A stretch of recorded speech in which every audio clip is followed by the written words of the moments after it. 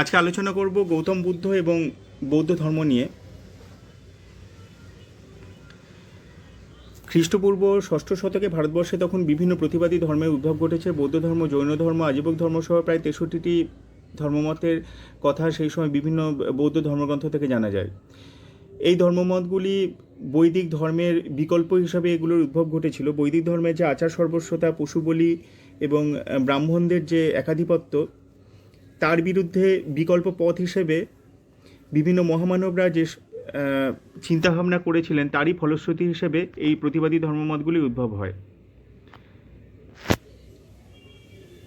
গৌতম বুদ্ধ, তার জন্ম 563 খ্রিস্টপূর্বাব্দে। তার পিতার নাম শুদ্ধোধন, তিনি ছিলেন সাক্ষ্য রাজা, এবং মাতা মায়াদেবী ছিলেন কৌশল রাজবংশের কন্যা। মায়াদেবী একদিন রাতে স্বপ্ন দেখেন যে 6 দাঁত বিশিষ্ট একটি শ্বেত হস্তি তার শরীরে প্রবেশ করেছে। তারপরে তিনি গর্ভবতী হন। সন্তান প্রসবের আগে তিনি যখন পিতৃগৃহে যাত্রা করছিলেন, সেই সময় পথের মধ্যে নেপালের কপিলাবস্তুর নিকটে একটি উদ্যানে তিনি, যেখানে শালগাছ ছিল, সেই উদ্যানে তিনি পুত্র সন্তানের জন্ম দেন এবং জন্মের পরে 7 দিনের মধ্যে তিনি মারা যান। গৌতম বুদ্ধ তারপরে তার মাসি প্রজাপতি গৌতমীর কাছে পালিত হন এবং তার জন্য তার নাম হয় গৌতম। গৌতম বুদ্ধের জন্মের পরে জ্যোতিষীরা তার সম্বন্ধে ভবিষ্যৎবাণী করেন যে এই পুত্রের মধ্যে মহামানবের প্রায় 32টি লক্ষণ আছে এবং অন্যান্য উপলক্ষণও এর মধ্যে আছে প্রধান লক্ষণের সঙ্গে। এবং তারা ভবিষ্যৎবাণী করেন যে এই পুত্র যে প্রভাব মানুষের মধ্যে বিস্তার করবে তা প্রায় 1000 বছরের ওপর স্থায়ী হবে, এবং হয় এই পুত্র ভবিষ্যতে বড় সম্রাট হবে, চক্রবর্তী সম্রাট হবে, বা ইনি গৃহত্যাগী সন্ন্যাসী হবেন এবং নতুন মতের কথা পৃথিবীকে শোনাবেন। তো তার পিতা যথারীতি ভয় পেয়ে যান যে পুত্র যেন সন্ন্যাসী না হয়ে যায়। তো সেই ভয় থেকে তিনি পুত্রকে বিভিন্ন রকম ভোগবিলাসের মধ্যে রাখেন এবং দুঃখ কষ্ট থেকে দূরে রাখেন। প্রাসাদের 4 দেওয়ালের মধ্যে কোনো রকম দুঃখ কষ্টের কথা তাকে জানতে দেওয়া হয় না, এবং এমনও বলা হয় যে তার জন্য 4টি ঋতুতে 4 রকমের প্রাসাদ তার বাবা তৈরি করেছিলেন। তার মধ্যে তার বিভিন্ন রকমের শিক্ষা চলতে থাকে এবং 16 বছর বয়সে গোপা বা যশোধরা নামক একজন সাক্ষ্যকুমারীর সঙ্গে তার বিবাহ হয়। 13 বছর তিনি সংসার ধর্ম পালন করেন এবং 29 বছর বয়সে তার পুত্র সন্তান রাহুলের জন্ম হয়। এই নামগুলি কিন্তু গুরুত্বপূর্ণ, বিভিন্ন পরীক্ষাতে প্রশ্নে এগুলি জিজ্ঞেস করা হয়। এরপরে তিনি একদিন তার রথচালক ছন্দক এবং প্রিয়গ্রহ কন্যককে নিয়ে যখন বাইরে বেরিয়েছেন, তখন তিনি যে রিয়েলিটি তার সম্মুখীন হন। প্রথম দিন বেরিয়ে একজন বৃদ্ধ, দ্বিতীয় দিন বেরিয়ে একজন রোগী, তৃতীয় দিন বেরিয়ে একজন মৃতদেহ এবং চতুর্থ দিন বেরিয়ে একজন সন্ন্যাসীকে দেখেন। এবং তিনি বুঝতে পারেন যে জীবন একভাবে চলবে না, মানুষের জীবনে দুঃখ এবং কষ্ট আছে, এবং এই দুঃখ কষ্ট থেকে কিভাবে মুক্তি পাওয়া যায় তার উত্তর তিনি খুঁজতে থাকেন।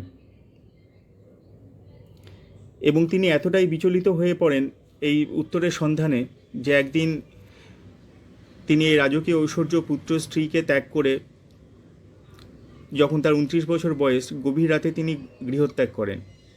সঙ্গে নিয়ে যান রথচালক ছন্দক এবং প্রিয়গ্রহা কণ্ঠকে। এই গৃহত্যাগের ঘটনা মহানিভিষ্কমন নামে পরিচিত। গৃহত্যাগের পর দীর্ঘ 6 বছর তিনি বিভিন্ন গুরুর কাছে শিক্ষালাভ করেন। প্রথমে তিনি আলারা কালমা নামক একজন ঋষির শিষ্যত্ব গ্রহণ করেন। তার পরবর্তীকালে উদ্যক রামপুত্রের কাছে যান, সেখানে সাংখ্য এবং যোগ শিক্ষা করেন।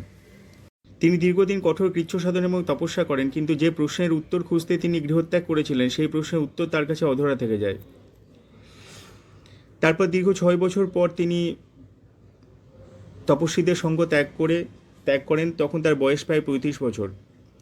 তিনি গয়ার নিকট উরুবিল্ব নামক স্থানে নৈরঞ্জনা নদীতে স্নান করে অশ্বত্থ গাছের নিচে তপস্যায় বসেন। তার আগে বণিক কন্যা সুজাতার হাতে তিনি পায়েস খান এবং তিনি তপস্যায় এই ভেবে বসেন যে হয় আমি এর উত্তর খুঁজে পাবো, না হলে এখানে আমি প্রাণত্যাগ করব।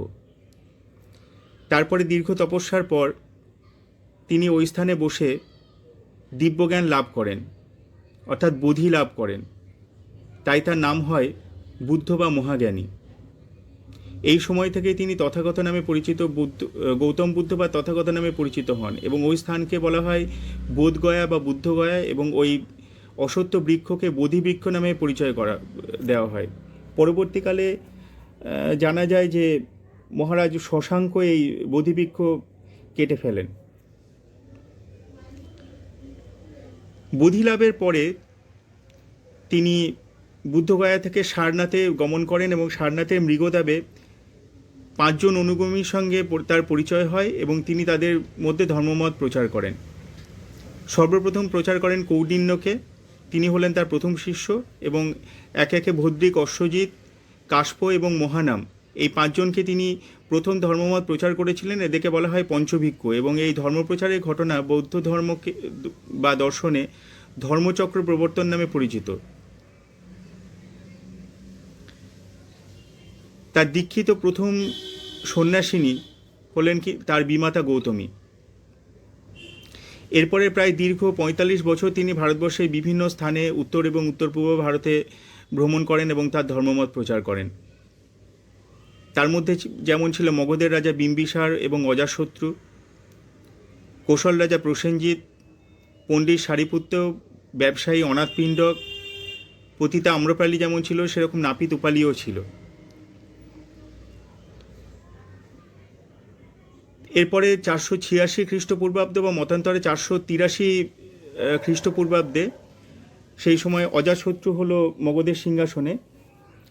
বৈশাখী পূর্ণিমা তিথিতে 80 বছর বয়সে তিনি কুশীনগরে, যে কুশীনগর সেই সময় ছিল মল্ল যে মহাজনপদ তার রাজধানী।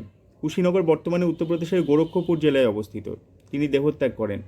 তার এই দেহত্যাগের ঘটনা মহাপরিনির্বাণ নামে বৌদ্ধ ধর্মে পরিচিত। এখন আমরা দেখে নেব বুদ্ধ জীবনে বিভিন্ন ঘটনা এবং সেগুলোকে কি প্রতীক দিয়ে বৌদ্ধ দর্শনে দেখা হয়, চিহ্নিত করা হয়। তার জন্মকে পদ্মফুল এবং ষাঁড় দিয়ে, মহানিষ্ক্রমণ বা গৃহত্যাগকে ঘোড়া দিয়ে, বোধিলাভকে বোধিবৃক্ষ দিয়ে, ধর্মচক্র প্রবর্তনকে চাকা দিয়ে এবং মহাপরিনির্বাণকে স্তূপ দিয়ে চিহ্নিত করা হয়।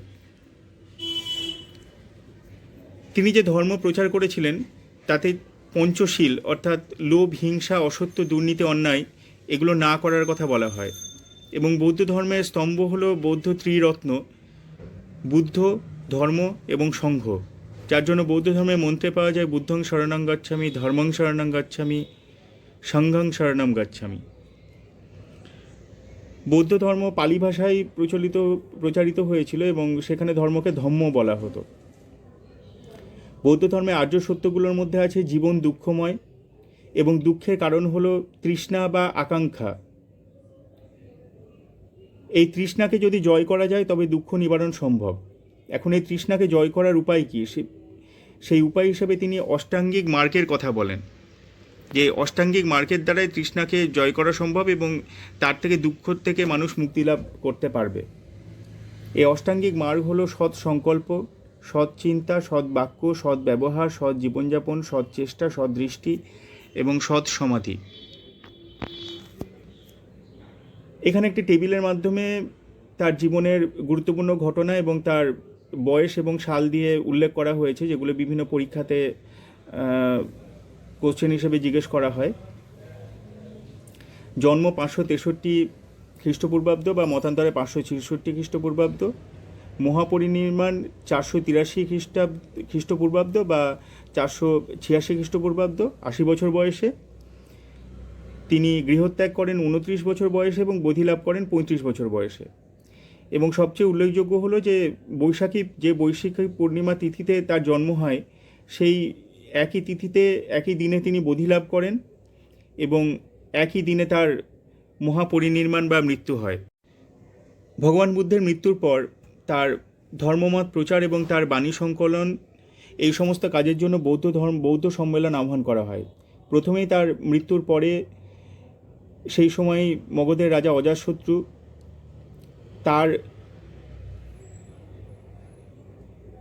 উদ্যোগে এবং মহাকাশ্যপ তখন সভাপতি ছিলেন। প্রথম যে বৌদ্ধ সম্মেলন সেটা অনুষ্ঠিত হয় 483 খ্রিস্টপূর্বাব্দ এবং রাজগৃহে।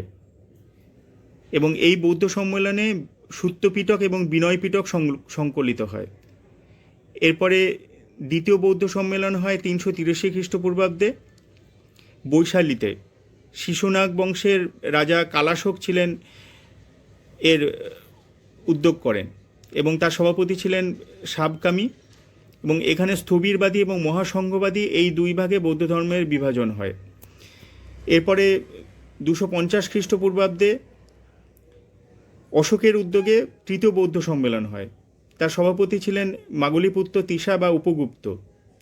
পাটলিপুত্রে এই বৌদ্ধ সম্মেলন হয় এবং এই বৌদ্ধ সম্মেলনে অভিধর্ম পিটক সংকলন হয় এবং ভারতের বাইরে বৌদ্ধ ধর্ম প্রচারের সিদ্ধান্ত হয়। তারপর চতুর্থ বৌদ্ধ সম্মেলন হয় কনিষ্কের সময়ে এবং কনিষ্কের উদ্যোগে, এবং স্থান হলো কুন্দলবন, কাশ্মীর বা জলন্ধর অনেকে বলেন। এই চতুর্থ বৌদ্ধ সম্মেলনের সভাপতি ছিলেন বসুমিত্র। এখানে হিনজান এবং মহাযান, হিনজান অর্থাৎ প্রাচীনপন্থী এবং মহাযান অর্থাৎ সংস্কারপন্থী, এই দুটি শাখায় বৌদ্ধ ধর্মের বিভাজন হয়ে যায়। এবং এই চতুর্থ বৌদ্ধ সম্মেলন থেকে যে বৌদ্ধ সাহিত্য সেগুলোর ওপর সংস্কৃত ভাষার প্রভাব আমরা দেখতে পাই। বৌদ্ধ সাহিত্য প্রথম দিকে পালি ভাষায় রচনা করা হয়েছিল। ভগবান বুদ্ধ সবসময় চেয়েছিলেন যে সাধারণ মানুষের ভাষায় ধর্ম প্রচার করতে। তো বৌদ্ধ ধর্মের যে প্রধান ধর্মগ্রন্থ ত্রিপিটক সেটি পালি ভাষায় রচিত। পিটক কথার অর্থ হলো ঝুড়ি। যখন ত্রিপিটক সংকলন করা হয় তখন বুদ্ধের বাণীগুলি পাতায় লিখে ঝুড়িতে রাখা হতো, সেই থেকে এর নাম। 3টি পিটক নিয়ে হলো ত্রিপিটক। সূত্রপিটক, তার লেখক ছিলেন আনন্দ, বিষয়বস্তু হলো বৌদ্ধের বাণী এবং উপদেশ। বিনয় পিটক, তার লেখক ছিলেন রূপালী, বিষয়বস্তু ছিল বৌদ্ধ ভিক্ষুদের পালনীয় কর্তব্য এবং সংঘের নীতি। অভিধর্ম পিটক, বৌদ্ধ ধর্মের দার্শনিক তত্ত্ব এখানে আলোচনা হয়েছে। এছাড়া অন্যান্য গ্রন্থের মধ্যে মিলিন্দা পানহর, যার লেখক ছিলেন নাগসেন, বিষয়বস্তু ছিল ইন্দ্র গ্রীক রাজা মিনান্দার এবং বৌদ্ধ ভিক্ষু নাগসেনের কথোপকথন। এছাড়া আমরা পাই শ্রীলঙ্কা বা সিংহলে রচিত বৌদ্ধ গ্রন্থ, যার নাম হলো দ্বীপবংশ ও মহাবংশ। তাছাড়া আছে জাতকের গল্প, যেখানে বৌদ্ধের পুনর্জন্মের বিভিন্ন কাহিনী বর্ণনা আছে। সংস্কৃত ভাষায় রচিত গ্রন্থের মধ্যে আছে বুদ্ধচরিত, যেটি লিখেছিলেন অশ্বঘোষ। অশ্বঘোষ ছিলেন কনিষ্কের সমসাময়িক এবং মহাবিভাষা লিখেছিলেন বসুমিত্র। এছাড়া আছে ললিত বিস্তার। ললিত বিস্তারের কে লিখেছিলেন লেখক সম্বন্ধে সঠিকভাবে জানা যায় না, তবে ললিত বিস্তারে বুদ্ধের জন্ম থেকে পরিনির্মাণ পর্যন্ত সমস্ত বিষয়াদি খুব বিস্তৃতভাবে পাওয়া যায়। পরবর্তীকালে সংস্কৃত থেকে অন্যান্য ভাষাতে ললিত বিস্তারের অনুবাদ করা হয়েছে। বৌদ্ধ ধর্মে বিভিন্ন দার্শনিকদের মধ্যে আমরা পাই নাগার্জুন। নাগার্জুন হলো প্রায় 150 থেকে 250 খ্রিস্টাব্দের মধ্যে নাগার্জুন ছিলেন বলে মনে করা হয়। তিনি এবং তার শিষ্য আর্যদেব, তারা মহাযান ধর্মের যে মাধ্যমিক শাখা বা মাধ্যমিক স্কুল তার প্রতিষ্ঠা করেছিলেন এবং তাকে প্রজ্ঞা পারমিতা সূত্র সম্পর্কিত যে দর্শন তার ডেভেলপমেন্ট বা উন্নয়নের কৃতিত্ব তাকে দেওয়া হয়। এছাড়া ছিলেন অসঙ্গ এবং বসুবন্ধু নামক দুই ভাই, তারা 4র্দশ শতাব্দীর তারা বৌদ্ধ স্কলার, পাঞ্জাব অঞ্চলে বসবাস করতেন। অসঙ্গ হলো যে তার গুরু মৈত্রনাথ যে যোগাচার বা বিজ্ঞানাবাদ শাখা প্রতিষ্ঠা করেছিলেন তার গুরুত্বপূর্ণ শিক্ষক ছিলেন। এবং বসুবন্ধু হলো অভিধর্মকোষ রচনা করেন, যেটি বৌদ্ধ ধর্মের গুরুত্বপূর্ণ বিশ্বকোষ হিসেবে বিবেচিত হয়। বুদ্ধঘোষ ছিলেন 5ম শতাব্দীর মহান পালি পণ্ডিত, তিনি বিশুদ্ধ মাগা রচনা করেন। এছাড়া ছিলেন দিননাগা, তিনি 5ম শতাব্দীর শেষ বৌদ্ধ পণ্ডিত, তিনি বুদ্ধিস্ট লজিকের প্রতিষ্ঠাতা হিসেবে দিননাগাকে ধরা হয়। এছাড়া আমরা প্রায় ধর্মকীর্তি নামক বৌদ্ধ স্কলারকে। বৌদ্ধ ধর্মের প্রসার ভারতবর্ষের বাইরে শ্রীলঙ্কা, নেপাল, চীন, জাপান এই সমস্ত দেশে বিস্তার লাভ করেছিল। ভারতবর্ষের মধ্যে প্রথমে হর্ষাঙ্ক বংশের রাজা বিম্বিসার, অজাতশত্রু, কৌশলরাজ প্রসেনজিৎ, ইন্দ্রগ্রীক রাজা মিনান্দার, এছাড়া পুষ্যবতী বংশের রাজা হর্ষবর্ধন গ্রহণ করেছিলেন। কলিঙ্গ যুদ্ধের পর মহারাজ মৌর্য সম্রাট অশোক বৌদ্ধ ধর্ম গ্রহণ করেন